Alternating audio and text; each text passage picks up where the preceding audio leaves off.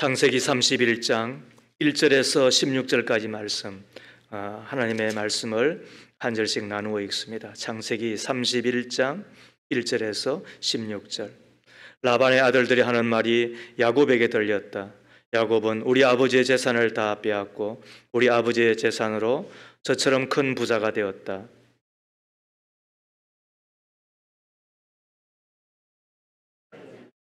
주님께서 야곱에게 말씀하셨다. 너는 내 조상의 땅 너의 친족에게로 돌아가거라. 내가 너와 함께 있겠다.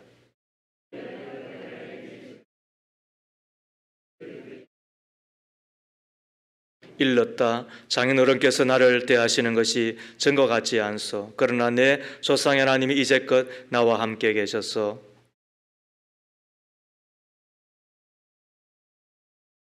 그러나 장인어른께서는 나에게 주실 품삯을 10번이나 바꿔 치시면서 지금까지 나를 속이셨소. 그런데 하나님은 장인어른이 나를 해치지는 못하게 하셨소.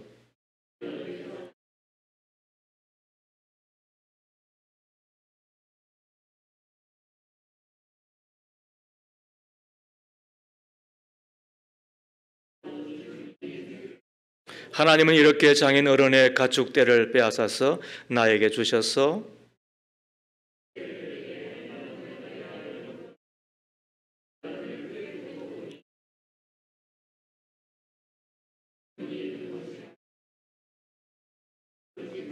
그 꿈에서 하나님의 천사가 야곱아 하고 부르시기에 여기 있습니다 하고 대답을 하니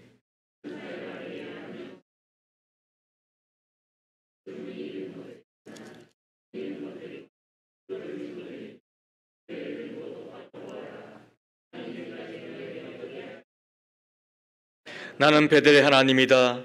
내가 거기에서 기둥에 기름을 붓고 거기에서 나에게 맹세하였다.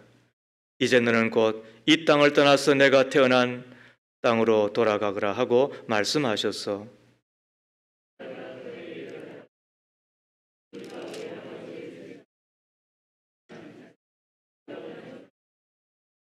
아버지께서는 우리를 아주 딴 나라 사람으로 여기십니다. 아버지께서는 우리를 파실 뿐만 아니라 우리 몫으로 돌아올 것까지 다 가지셨습니다. 하나님이 우리 아버지에게서 빼앗으신 것은 다 우리와 우리 자식들의 것입니다. 그러니 하나님이 당신에게 말씀하신 대로 다 하십시오. 이는 하나님의 말씀입니다. 하나님 감사합니다. 아멘. 신자가 사는 방식 15번째 이야기를 함께 시작합니다. 사람은 머무를 때가 있고 떠날 때가 있습니다. 남의 집을 방문하였는데 그 주인이 가기를 원하는데도 불구하고 꾸역꾸역 앉아 있는 것은 염치가 없는 일입니다. 또 그런가 하면 주인이 그곳에 더 있기를 원하는데도 불구하고 박절하게 일어나는 것은 정의 없는 일이 됩니다. 우리가 한 집을 방문해서 머물 것인가 또 혹은 떠날 것인가 그 때를 정하는 것도 중요하거든.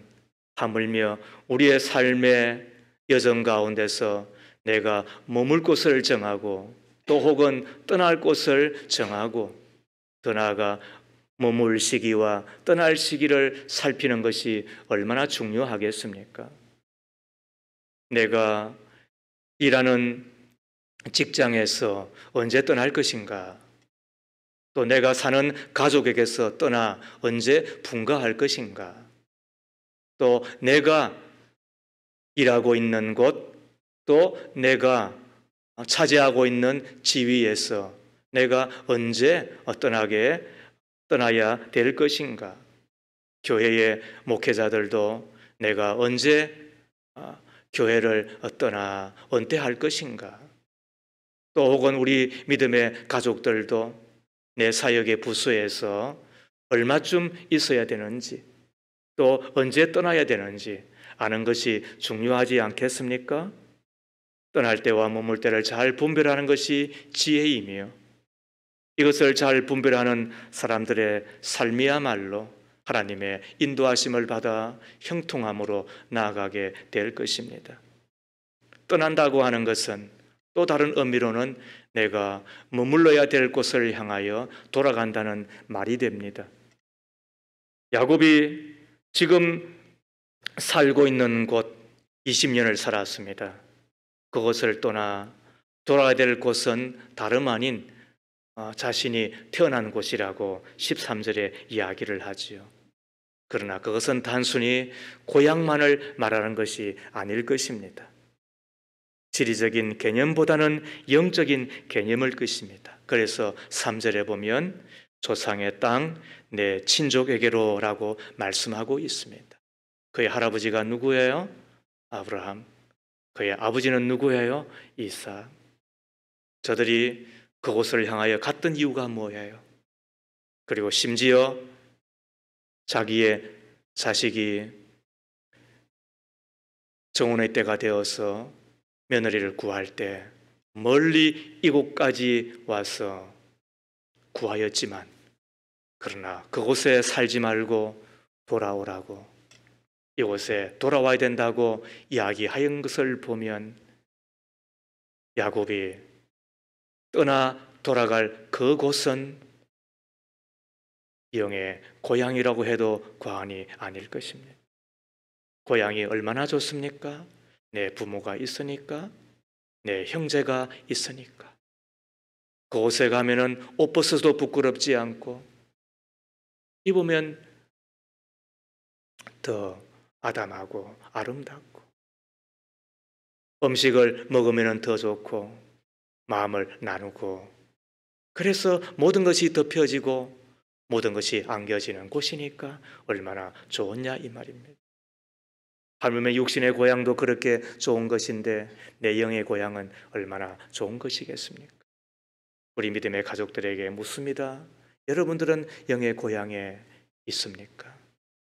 그 영의 고향을 향하여 한 걸음 한 걸음 더 가까이 나아가고 계시는 것입니까? 하나를 더 여쭙습니다. 여러분의 자녀들에게 그 영의 고향을 물려주셨습니까? 내 자녀들은 그 영의 고향을 향하여서 뚜벅뚜벅 잘 걸어가고 있는 것입니까? 야곱은 지금 20년이나 산 곳, 떠난다고 하는 것은 쉽지 않았을 것입니다. 그럼에도 불구하고 영의 고향을 향하여 떠나려 하고 있습니다. 자신만이 아니라 자기의 아내, 특히 자기의 자녀들에게 그 영의 고향을 안겨주려고 지금 머문 곳에서 떠나고 있는 것입니다. 그러면 우리는 떠나야 될 때를 잘 분별하고 있는지 여쭙고 싶습니다. 어떻게 그 때를 잘 분별할 수 있을까요? 야곱에게서 그 때를 어떻게 하면 분별할 수 있는지, 그리고 떠날 곳을 우리가 떠나 내가 머물러야 될 곳을 향하여 돌아갈 수 있는지를 배우는 시간, 그래서 신자가 사는 방식 15번째 이야기가 이제 시작이 됩니다. 첫 번째, 환경의 변화를 통하여 우리는 떠날 때를 짐작하게 되는 것입니다. 떠날 때를 언제 짐작한다고요? 환경의 변화를 통하여. 1절과 2절 말씀을 보십시오. 라반의 아들들이 하는 말이 야곱에게 들렸다. 야곱은 우리 아버지의 재산을 다 빼앗고 우리 아버지의 재산으로 저처럼 큰 부자가 되었다. 야곱이 라반의 안색을 살펴보니 자기가 대하는 라반의 태도가 이전과 같지 않았다. 성경 말씀입니다. 조금 전까지는 안 그랬는데 라반의 아들들이 누구예요? 다 처남들이잖아요. 자기 아내의 형제들이잖아요. 혈육이잖아요. 누구보다도 가깝고 위하고 사랑하고 살아야 될 자들이잖아요. 그런데 왜 갑자기 안색이 변합니까? 왜 말이 거칠어집니까? 왜 적대적이 됩니까? 그리고 자기의 외삼촌이지만 장인되는 라반도 자기를 대하는 얼굴색이 같지 않았다라고 이야기를 합니다. 이런 변화를 통하여 야곱은 짐작하게 되잖아요. 아, 이제는 내가 떠나야 되는 거구나. 하나님께서는 때로 우리의 걸음을 멈추기도 하시고 또 혹은 우리의 발걸음을 옮기기도 하시고 혹은 내가 머물러야 될 곳을 정리하고 그리하여 그곳을 떠나도록 하실 때 환경의 변화를 주시는 듯합니다. 그 환경에 혹은 불편함을 통하여 그 환경이 조여옴을 통하여서 사람들은 그때 비로소 마음의 생각이 변화가 되고 그리고는 다시 마음의 발걸음을 옮기는 듯 합니다. 누가복음 15장에 보면 탕자의 비유가 나오잖아요. 거기에 둘째 아들이 아버지가 자기에게 물려줄 그 유산을 기다릴 수가 없어서 미리 달라고 손을 내밀잖아요. 아빠, 저에게 주실 거 미리 주시면 안 되겠어요? 아무리 생각해도 그렇게 해서는 안 될 것 같은데 그런데도 불구하고 자식을 이기는 부모가 없는지 아무튼 미리 줍니다. 그리고는 그것을 사질머지고 그 아들이 얼마나 신이 났는지 야호 그랬을 거야. 그리고는 가고 싶은 곳에 도착을 합니다. 만나고 싶은 이들을 만나게 됩니다. 흥청망청 얼마나 자기의 가진 것들을 다 씁니까? 아마 자기 세상이었으리라 생각을 합니다. 그런데 돈이 떨어지고 동시에 흉년이 들잖아요. 먹을 것을 구하러 종으로 들어가서 돼지가 먹는 시험 열매로 배를 채워보지만은 그러나 그것마저도 부족하기가 거지 없었어요. 얼마나 불편했겠어요? 얼마나 고통스럽겠어요? 그때 이 탕자가 생각하는 것이 내 아버지 집에는 먹을 것이 많은데 그곳에는 종들도 배부르게 먹는데 내가 돌아가리라. 내 아버지를 만나 내가 무릎을 꿇고 저를 품꾼으로 써 주십시오. 이렇게 비유를 할 만큼 자기가 처신하리라라고 이야기를 하잖아요. 탕자가 그전에는 아버지가 자기를 간섭하는 아버지 정도로 아버지의 품은 자기를 구속하는 정도로밖에 생각하지 못했어요. 그런데 지금 생각해 보니까 진짜 머물러야 될 곳이 어디였어요? 자기를 위하여서 진짜 좋은 곳은 어디였냐는 거야. 그런데 언제 그걸 깨닫게 되죠? 그리고는 언제 자기가 머무르는 곳을 떠나서 그곳을 향하여 걸음을 옮기게 된 거죠? 환경이 조여오자, 불편하자, 시련을 당하자 그 마음이 움직여진 것을 보게 되는 거죠. C.S. 루이스는 이런 이야기를 한 적이 있습니다. 왜 사람에게 환난이 있는가? 그것은 대부분의 사람들이 큰일을 당하기 전까지는 하나님의 음성에 대하여 무관심하기 때문이다. 이런 인생을 향하여 고통은 하나님의 뜻을 전하는 확성기다라고 이야기를 했습니다. 여러분 그렇습니다. 작은 기속말로 안 되니까 하나님은 환난이라는 시련이라는 확성기를 사용하셔서 하나님의 음성을 듣게 해주시고 깨닫게 해주시는 것이지요. 그 시련을 통하여 머물러서는 안 되는 제 자리를 떠나게 됩니다. 그 불편이라고 하는 그 환난이라는 것을 통하여서 내가 떠나서는 안 되는 곳에 머물러 있는 자리를 이제는 정리하고 사명의 자리, 믿음의 길로 나아가게 하는 것 아니겠습니까? 이재철 목사님의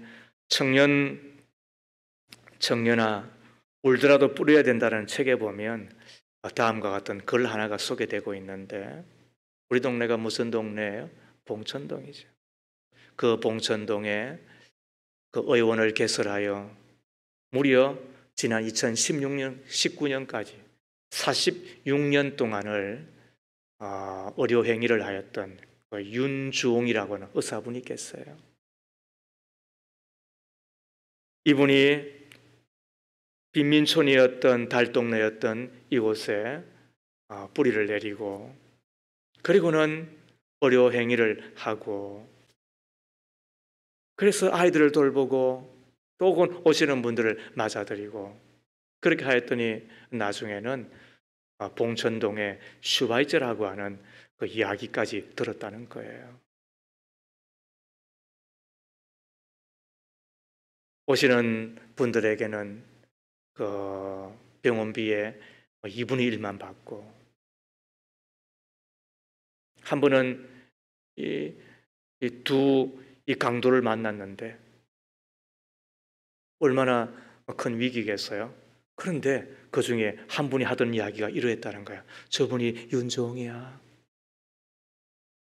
그렇게 해서 그 위기를 벗어날 만큼 그분은 이곳에서 참 선하게 그리고 착하게 사신 분이었죠. 틈을 내어서 자비로 섬에 가서 의료 행위를 하였는데 무려 40년 동안, 그리고 계속해서 관악장학회를 만들어서 2천여 명의 학생들에게 장학금을 지급했다고 하니까 참 대단하잖아요.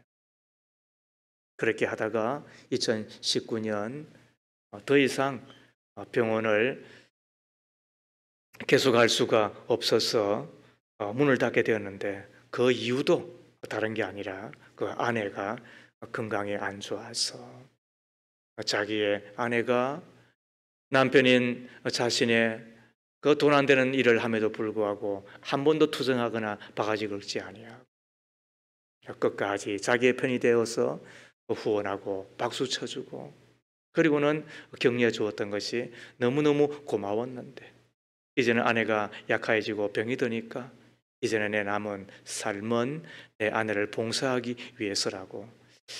참 그 이야기를 들으니까 얼마나 마음이 따뜻해지는지 모르겠어요. 누군가 그런 이야기를 하더군요. 사람이 신자가 되기 전에 신사가 되어야 된다. 여러분 신사세요?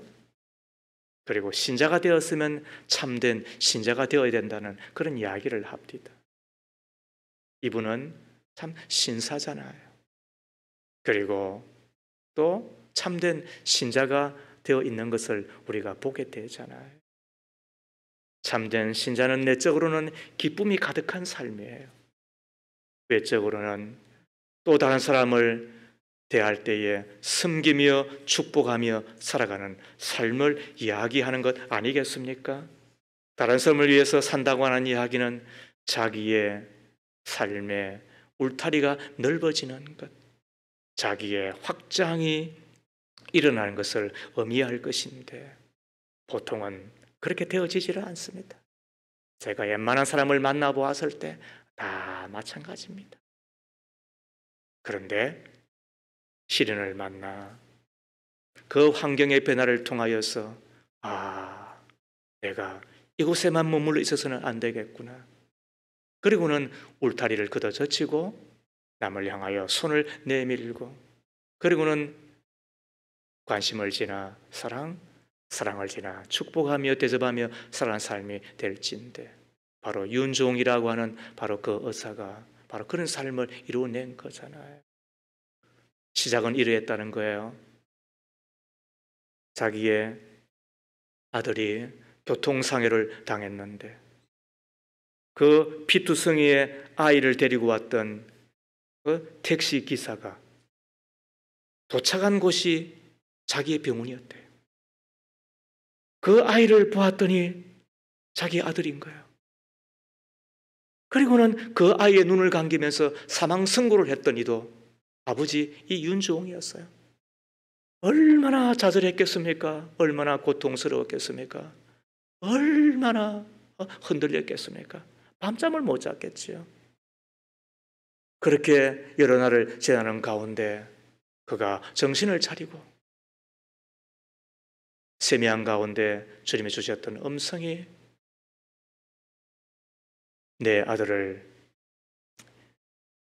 하나를 잃고 내가 많은 아이를 내 자식으로 삼겠다. 바로 그런 것이었다는 거예요.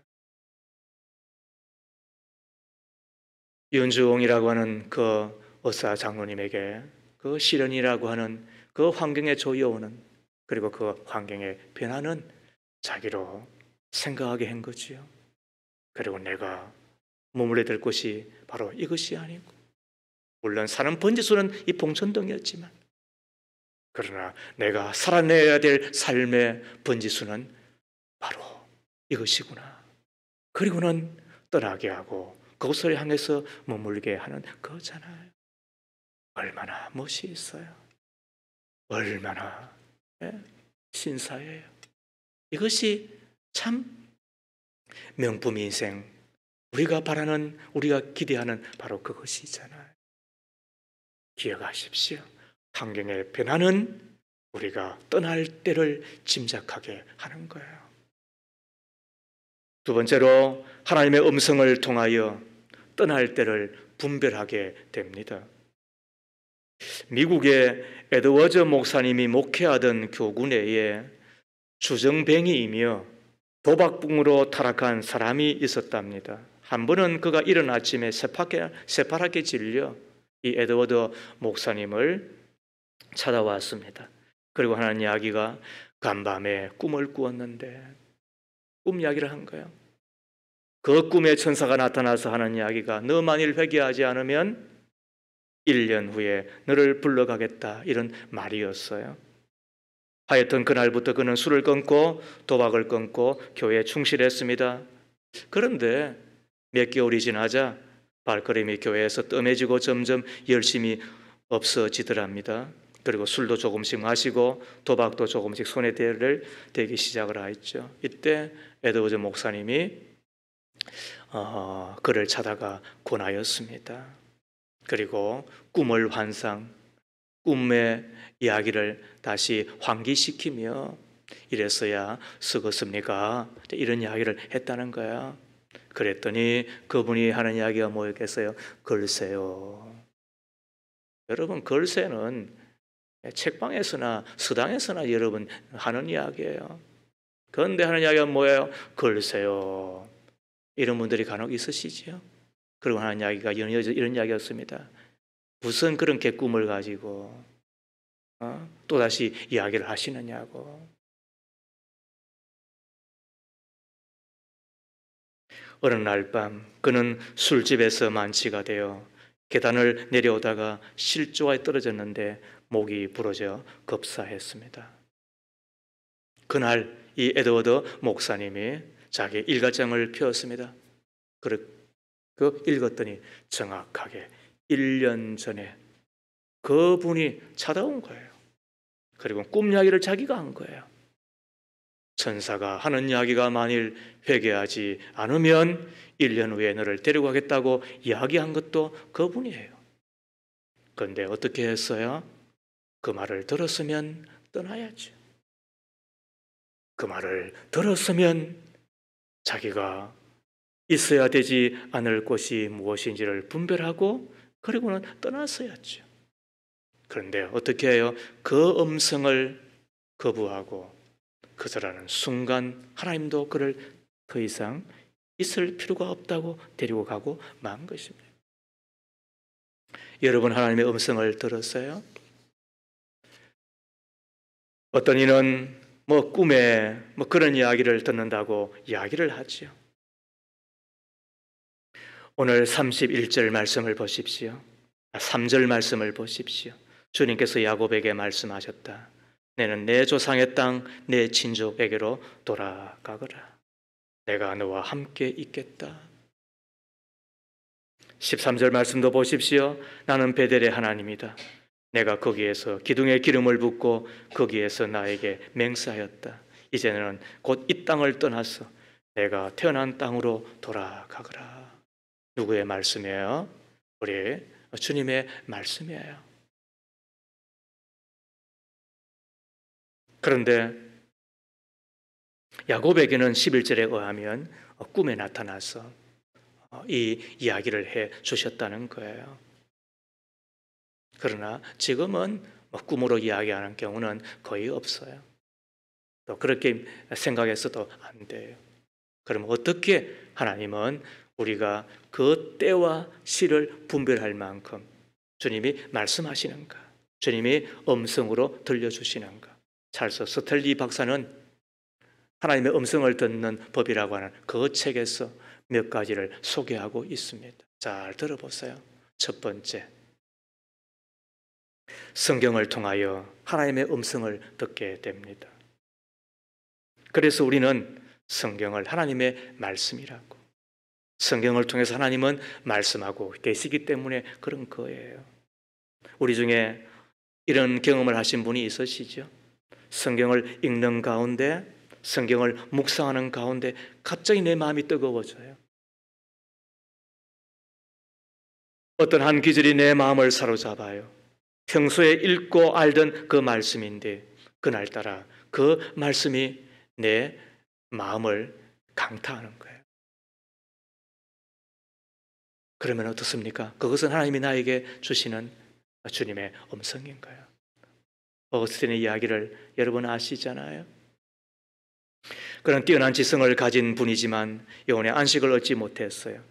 그러던 어느 날 너무도 괴로워서 친구가 선물로 준 성경책을 만지작거리고 있었는데 그때 이웃 아이의 음성 같은 것이 들렸어요. 집어들어 읽으라, 집어들어 읽으라 라는 이야기였어요. 그리고는 동시에 그가 성경을 이렇게 쫙 펼쳤어요.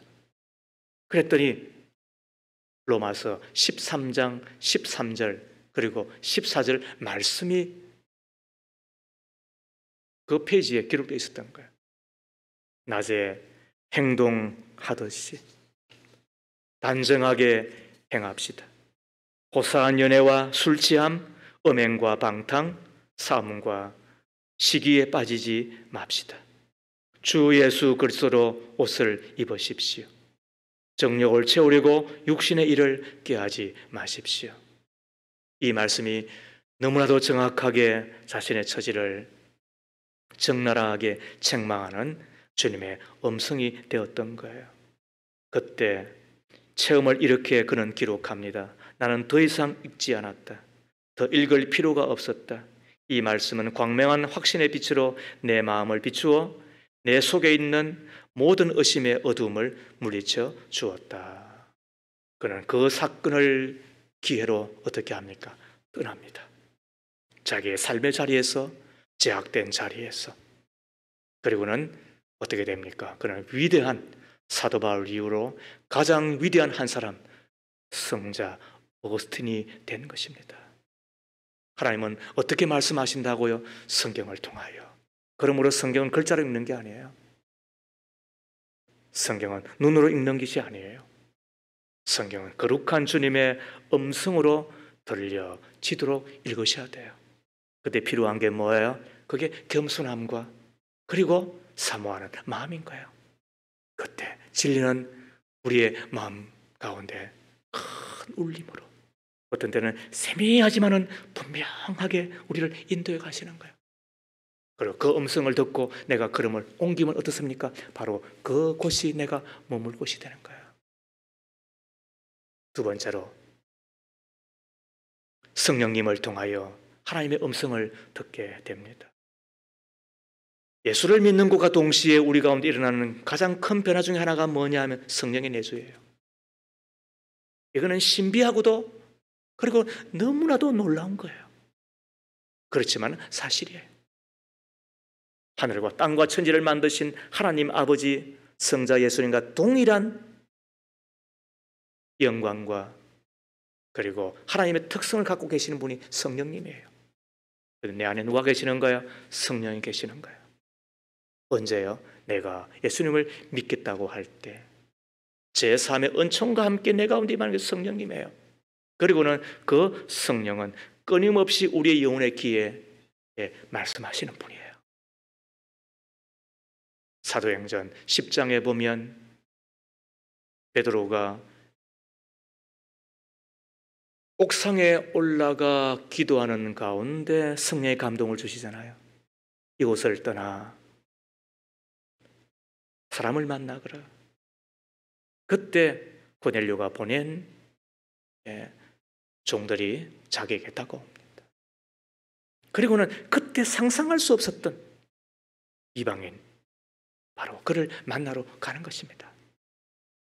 그리고는 사도행전 10장에 기록되어 있는 천지 개벽과 같은 그 이방인들 가운데 성령이 임하는 것을 눈으로 목도합니다. 이것이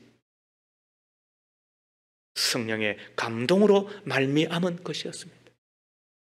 사도행전 13장에 보면 안디옥 교회 성도들이 예배하며 금식하며 그 이야기는 기도하고 있는 가운데 성령께서 말씀하십니다. 교회의 일꾼들 가운데서 바나바와 바울을 세워 선교하라.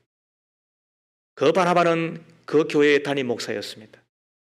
그리고 바울은 그 교회의 수석 부목사와 똑같습니다. 그런데 그 이야기를 누가 하시는가요? 성령께서. 그때 비로소 초대교회에 이 성경의 문이 열리게 되는 겁니다. 누구로 말미암아? 성령의 그 음성으로 말미암아. 언제요? 기도하고 있을 때에. 지금도 성령께서 말씀하시는가? 당연하죠. 다만 하나님의 말씀 범위 안에서만 말씀하니까, 하나님의 성경 안에서만 말씀하시니까 그거는 주의할 필요가 있어요. 하나님은 지금도 성령께서 말씀하세요. 그런데 왜 우리는 그 성령의 음성을 듣지 못하는가? 여러 가지가 있어요. 하나는 너무 바쁘니까. 그리고 두 번째로 너무 소음이 많으니까. 바쁘다 보니까 빨리 중단하고 소음이 많으니까 우리는 가진 소리를 다 듣는데 진짜 성령의 음성을 듣지 못하는 이상한 사람이 되고 말잖아요. 이때 필요한 것이 뭐예요? 우리가 조금은 덜 서두는 거예요. 그리고 너무 빨리 하지 않는 거예요. 대신에 뭐 하자고요? 성경의 역사 가운데 이 성령의 음성에 들리는 대부분은 기도하는 시간이었어요. 그래서 잠잠히 하나님 앞에 기도를 시작하는 거예요. 말씀 읽으면 더 좋아요. 그때 주님은 말씀하시는 거예요. 그리고 그 음성을 통하여서 내가 떠날 자리를, 그리고 내가 머물 자리를 분별하는 거예요. 내가 떠날 시기를 눈치채게 되는 거예요. 그때 우리가 떠나면 어떤 일이 되는 거예요? 그리고 그 떠나거나 혹은 내가 머물거나 하면 어떻게 되는 거예요? 그게 형통이 되고 우리 가운데 복이 되는 거예요. 우리 교회 안에 성경 백독, 도전 성경 백독을 하게 된 계기가 다른 게 아니에요. 코로나19가 시작이 되고 모이기는커녕 예배마저도 여의치 않았을 때 어떻게 하여야 하나, 하나님 앞에 기도하지 않을 수가 없었고, 그때 주신 감동이 성경을 읽어라, 성경을 읽게 하거라. 그래서 아멘하고 시작을 하였습니다. 지나고 나니 하나님의 그 음성은 옳았고 우리를 풍성하게 이끌어 주셨습니다. 이후에도 우리가 계속 하기를 바랍니다. 제법 여러 번 말씀드렸지만 코로나19 시대를 맞으며 공포스러운 상황을 맞았잖아요.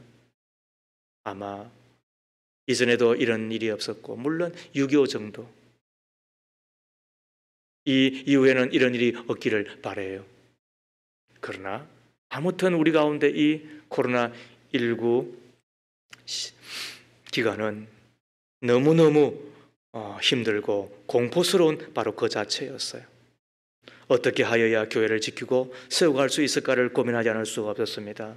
하루하루 기도하지 않을 수가 없었고, 그런데 그때마다 성령께서 감동 주시고 손잡아 주시고 저를 이끌어 주시고 하는 것을 경험하게 되었어요. 그 힘으로, 그리고 그 주님의 이끄심을 따라 오늘까지 이르게 되었습니다. 그리고 명절이 끝나면 이제 마스크도 벗을 수 있다. 다 벗어야 된다는 이야기가 아니라 벗을 수가 있다. 한편으로는 다행이고 또 한편으로는 얼마나 감사한지 모르겠어요. 성령께서 제 마음에 감동을 주시면서 그때그때마다 한 주도 여념이 없이 그때를 지나게 하셨고, 그리고 또 한 주를 또 지나게 해 주셨고, 그것이 모여서 지난 3년이 되었습니다. 아마 우리 가운데 식당업을 하는 분이 있거나, 또 혹은 학원업을 하는 분이 있거나, 또 혹은 대면하면서 사람을 만나지 않고서는 안 되는 그런 일들을 했던 분들은 저의 심정을 이해하게 될 거예요. 뭐 따르는 이들이나 월급 받는 이들이야 뭐 안 나가면 더 좋으니까, 뭐 그런 분들의 심정이 어찌 우리와 같을 수가 있겠어요. 그러나 아마 저의 처지 혹은 저의 입장이 되어 본 분들은 한순간도 주님을 의지하지 아니하고 주님을 향해 손을 내밀지 않고서는 아마 견딜 수 없고 통과할 수 없는 때였음을 아마 절감하였을 거예요. 그런데 그때마다 내가 주님 앞에 나아가면, 주님 앞에 머리를 숙이면 주님이 말씀해 주시고 또 감동 주시고, 그리고 무엇보다도 잘못된 결정이었다 할지라도 로마서 8장 28절에 하나님을 사랑하는 자 곧 그 뜻대로 부르심 입은 자들에게는 모든 것이 합력하여 뭐가 된다? 선이 되고, 모든 합력하여 뭐가 된다? 복이 되었기 때문에 오늘 이곳이 오늘 우리가 거하는 곳이 된 것 아니겠어요? 지금도 주님은 성령을 통하여 우리 가운데 말씀하세요. 그 말씀을 듣고 한 걸음 한 걸음 옮기는, 그것이 모여서 1년이 되고, 그것이 모여서 평생이 되고, 그것이 모여서 일생이 되고, 그것이 모여서 우리의 평생이 되는 것 아니겠어요? 그러므로 지금도 믿기를 바랍니다. 이를 위하여 기도를 많이 하십시오. 기도 자리를 떠나지 마십시오. 그만큼 더 큰 불행도 없습니다. 그만큼 더 무지하고 더 어리석음도 없습니다. 주께서 말씀하시는 때까지 나는 이곳을 떠나지 않겠다라고 하는 그런 뚝심 있는 믿음을 갖고 살아가면 지금도 말씀하세요. 그리고 떠나라. 그리고 그곳을 향하여 가라. 그것이 가장 안전하잖아요. 그것이 가장 우리에게 복이 되잖아요.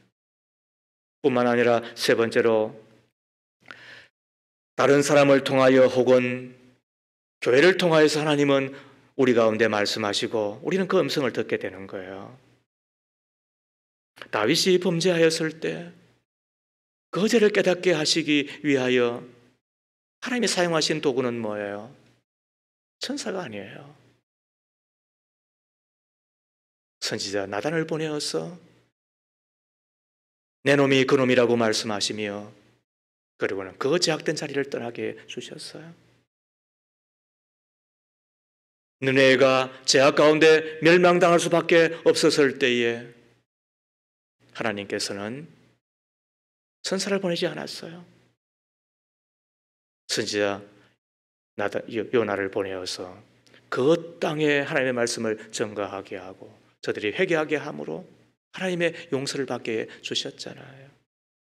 다메섹 도상에서 부활하신 예수 그리스도를 만나고 눈이 어두워져 천지를 분간할 수 없을 바로 그때 눈에 비닐이 씌워져 한 치 앞도 내다볼 수 없는 그 바울에게 찾아와서 안수하며 그 눈의 비늘을 벗겨주시고 그리고 하나님의 사명의 자리로 나아가게 하셨던 이는 하나님의 종 아나니아였음을 우리는 잘 알게 됩니다.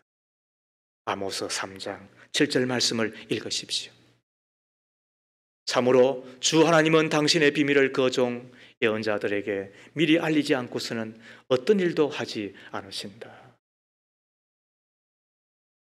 하나님께서 일하시는 방식이 뭐라고요? 하나님은 항상 당신의 종을 먼저 사용하셔서 그리고는 그 말을 전하게 하고 그리고는 그 말에 따라 하나님은 당신의 일을 행하여 가시는 거잖아요.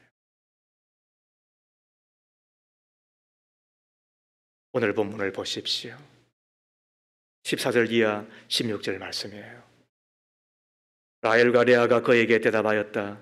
이제는 우리가 우리 아버지 집에서 얻을 분깃이나 유산이 더 있다고는 생각하지 않습니다. 아버지께서는 우리를 아주 딴 나라 사람으로 여기십니다.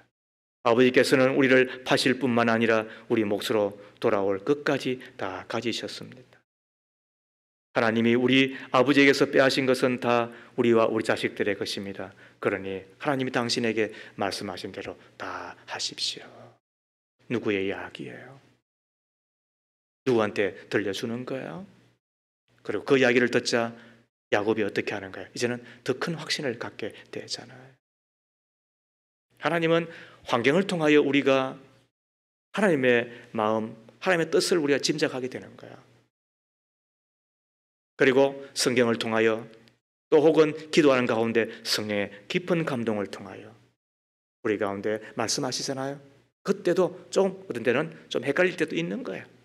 근데 그때 하나님이 또 하나 더 탁 우리를 터치하는 거예요. 그게 뭐예요? 하나님의 교회 그리고 주의 종을 통하여.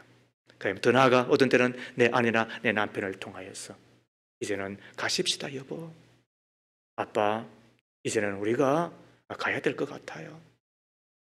아니면은 우리가 이제는 이걸 해야 될 것 같아요. 이 네 가지가 모아졌을 때에 찰스 스탠리 목사가 이야기했던 것처럼 하나님의 음성이 되는 거예요.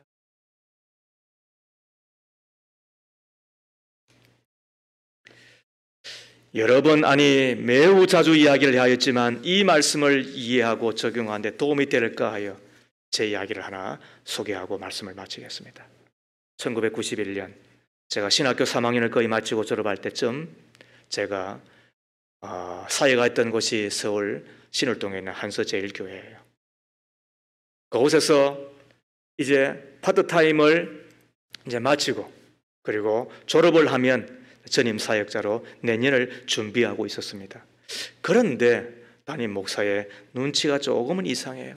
예전과는 다르게 대한다는 느낌이 들고 많이 불편하였죠. 이런 때 보통 사역지를 옮기라고 하는 신호거든요. 할 수 없이 기도할 수밖에 없었고 기도하면서 왜 저렇습니까? 왜 이렇습니까? 제가 어떻게 하여야 됩니까? 이런 기도를 드렸죠. 그런데 어느 날 금요 기도를 마치고 그리고는 기도를 인도가 난 이후에 이 강단 요 아래에서 제가 엎드려서 기도를 하는데 제 입에서 제가 가겠습니다. 제가 가겠습니다. 이런 기도를 하고 있는 거예요.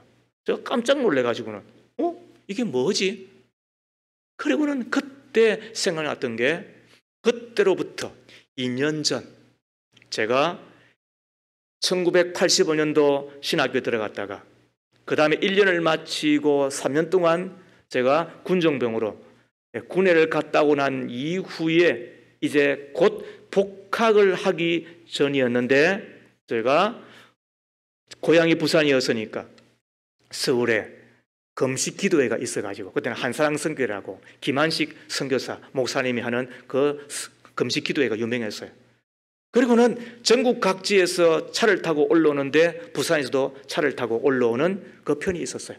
그리고는 하루 전에 제가 이미 금식을 하고 그리고 부산역에서 그 대절버스를 타고 서울로 올라오는데 대구쯤에서 차 고장이 나는 거야. 그리고는 대구에 들어가서 정비를 하고 또 이제 출발하는데 또 구미쯤에 가서 또 차가 또 이상이 생기는 거예요. 저는 이미 금식을 하면서 힘이 드는데 그리고는 금식 잘하고 그리고는 이제 새해를 준비하고 그리고는 이제는 제가 신학교 수업도 하고 잘 사역을 하려고 하는데 그때 이게 뭐지 이게 생각을 하는 가운데 제 마음에 주신 감동이 뭐냐면 왜 너는 서울로만 가려고 하느냐? 왜 너는 요나처럼 왜 곁길로만 가려고 하느냐? 이런 생각이 저는 드는 거예요. 그래서 제가 그 이야기를 들으면서 주님 앞에 약속 비슷한 걸 했습니다. 주님, 제가 남은 신학교 2년 동안을 공부하게 잘 해주시고 마치면은 신학을 마치는 순간에 제가 머물렀던 곳을 떠나서 시골로 내려가겠습니다. 제가 약속을 했다고. 그런데 그때가 언제예요? 정확하게 2년 후 졸업을 딱 앞둔.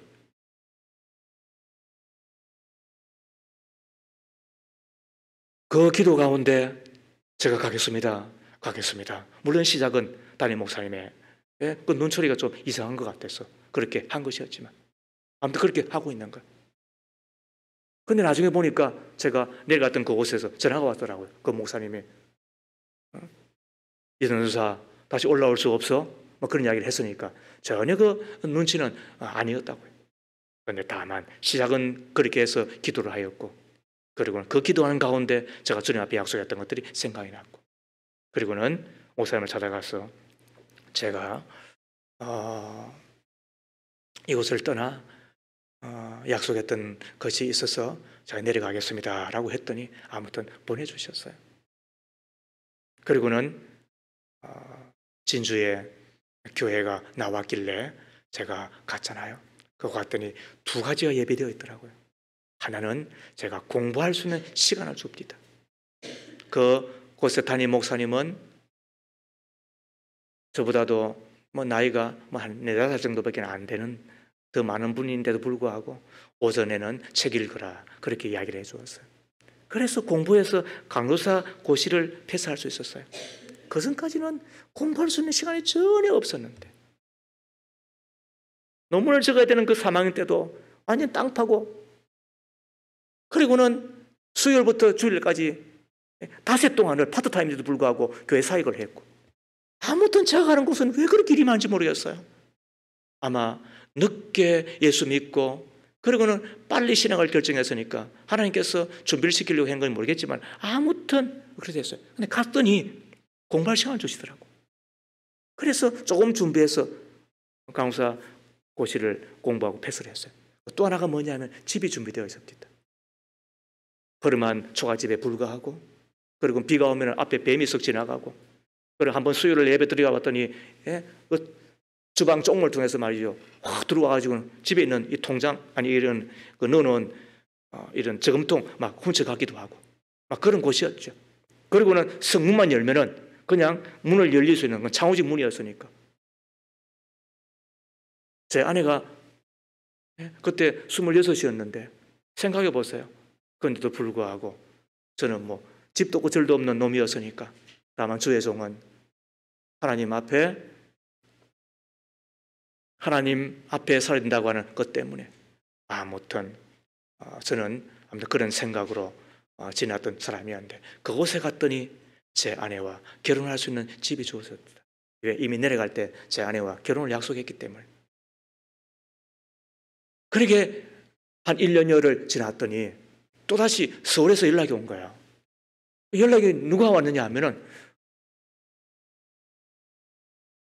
저하고는 거의 친하지도 않았어요. 그리고 제가 신학을 입학할 때에 반도 틀리는데, 근데 그 목사님이 자기가 곧 유학을 가야 되는데 올라와야 되겠다고. 처음에 안 된다 그랬어요. 제가 올라올 것 같으면, 서울에 있을 것 같으면 왜 내려갔겠어요. 그런데 또 한참 지났더니 또 전화가 온 거야. 너 올라와야 된다. 그리고는 그곳에 계시는 목사님이 그곳에 전에 근무하였던 그 부목사가 거창 교회에 담임으로 있었는데 그분을 통해서 다 이미 저의 이력을 다 살펴보고, 그리고 또 제가 지금 있는 그 교회 담임 목사한테도 이미 전화를 해서 사정을 이야기를 하고 그렇게 했더라고요. 그래서 뭐 할 수 없이 서울에 올라오게 되었잖아요. 참 신기합니다. 신비합니다. 저는 선교사가 되어서 살기도 하는데, 내가 이 땅에 있으면서 내가 갈 곳을 정한다. 내가 이곳은 떠날 수가 없다. 내가 이곳 데서 내가 살아야 된다. 저는 그거를 생각해 본 적이 없어요. 그렇게 하면 주의 종이 안 되었죠. 그런 마음 가지고 어떻게 주의 종을 할 수가 있겠어요. 그런데 하나님이 제 마음 가운데 감동을 주시고 기도하게 하시고 그리고 생각나게 하시고 그리고는 떠났는데, 그것도 저 시골 구석에. 근데 제가 전혀 그렇게 친하지도 않아요. 저는 지금 85년도에 입학했다고 그랬잖아요. 그러면 1989년도에 제가 복학을 했어요. 그런데 이미 그분은 졸업을 다 하고 그리고는 안수를 받은 분이에요.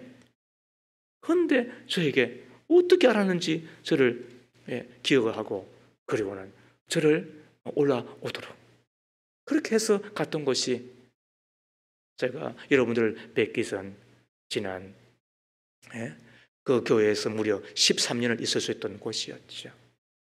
그리고는 감히 주님 앞에 말씀할 수 있는 것은 제 사역에 제 일의 전성기를 맞았던 그런 곳이 된 거예요.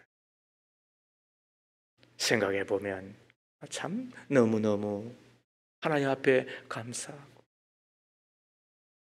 제가 어찌 그때를 잊을 수가 있겠어요. 그런데 그렇게 될 수 있었던 때에는 하나님께서 저에게 말씀하시고 그리고는 그 길을 이끌어 가시고 그리고 이런저런 것들 전혀 제지 아니하고 다만 따라갔더니 바로 그것이었고 그리고 또 주님께서 말씀하시는 대로 또 그곳에서 떠나 또 여러분들을 뵈었더니 또 제가 담임이 되었고 사랑하는 믿음의 가족 여러분 떠나야 될 곳이 있고 머물러야 될 곳이 있습니다. 그것을 분별하는 것이 지혜입니다. 떠날 때가 있고 머물러야 될 때가 있습니다. 그것을 아는 것이 지혜로운 신자입니다. 이를 위해 환경의 변화에 민감하셔야 됩니다. 환경을 변화를 통하여서 떠날 때를 짐작하게 되기 때문에 그렇습니다. 주의 음성을 듣는 자가 되십시오. 주님의 말씀 성경을 통하여 하나님은 지금도 말씀하세요. 그리고 성령을 통하여 하나님은 우리 가운데 세미하지만 분명하게 말씀하세요. 기도를 많이 한 자가 됐어요. 기도를 좋아한 자가 됐어요. 또 어떤 때는 사람을 통하여 교회를 통하여 분명하게 말씀하세요. 그 말씀을 듣고 따라가면 바로 그곳이 주께서 우리에게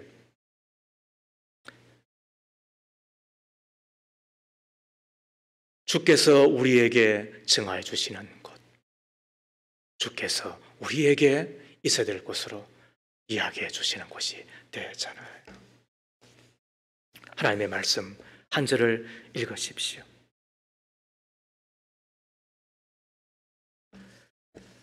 잠언 1장 33절 오직 내 말을 듣는 사람은 안심하며 살겠고 재앙을 두려워하지 않고 평안히 살 것이다. 여러분의 가는 길이 안전한 곳이 되고 그리고 안심하며 사는 곳이 되고 그리고 더 나아가 그곳에서 주의 얼굴을 배웠고 그리고 주님을 영화롭게 하는 복된 자리 꼭 되어질 수 있기를 주의 이름으로 축복합니다. 사랑의 주님, 오늘 이곳에 머물게 됨이 주님의 은혜요 큰 감사임을 믿습니다. 떠나지 못하여 머물고 있는 곳을 보시는 주님, 제약된 자리, 주님을 멀리 떠난 자리, 처음 사랑과 마음을 버린 자리를 박차고 일어나 머물 곳으로 떠나는 저희가 되도록 도와주시기를 비옵니다. 야곱이 환경의 변화를 통하여 떠날 때를 짐작하였던 것처럼 우리에게도 영적 민감성을 갖고 살게 하옵소서. 주님께서 친히 말씀하실 때 믿고 순종함으로 떠난 자가 되어야 되겠사오니